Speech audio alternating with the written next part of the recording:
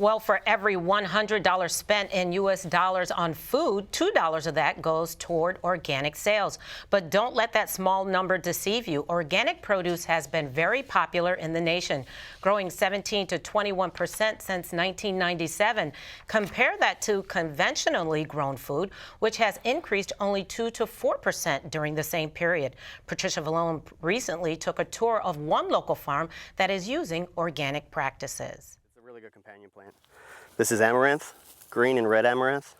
You can make flour out of this amaranth flour, and this is acting as a trap crop.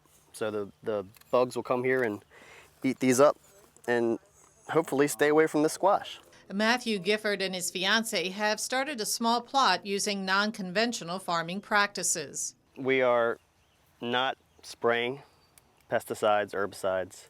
We're trying to source our seed locally and organically if possible.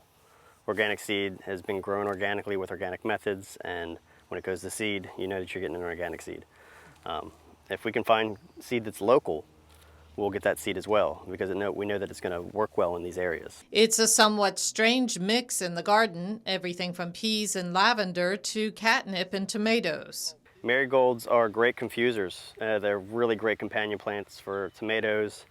Plenty of other plants. I mean, if you can get some marigolds in your garden, they're going to be good. The bugs usually won't come around. They don't like it, and it's a deer deterrent as well. Borage is a flower that is edible, and it attracts beneficials. Flowering plants are used to attract pollinators, clover for runoff water. Other plants are used to create good soil. We're using diatomaceous earth and clay surround that kind of keeps the pests from going onto the plants, and it distracts them and they want to go somewhere else, so they can't really get to it when the clay's on it. It just washes off and we just keep applying. That's an organic method. We're planting beneficials. We're planting flowers to attract beneficials that are coming into the land, and we're allowing nature to sort itself out.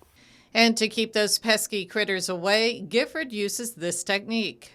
Biggest pest that you're going to find in the farming is usually a groundhog, or the smaller little critters that don't want to get in and eat your food. We put a fence up, but I mean, sometimes they get in. So we've got spring oats along this back here and buckwheat, along with some taller grass along the back edge that acts as a even larger barrier fence at the bottom. 6-foot fence so the deer can't get in. Gifford says he and his fiancee hope to one day gain organic certification, a process that takes 3 years. From Upper Marlboro, Patricia Villone, CTV News. Well, if you'd like more information about how to grow organic food, you can log on to marylandorganic.org.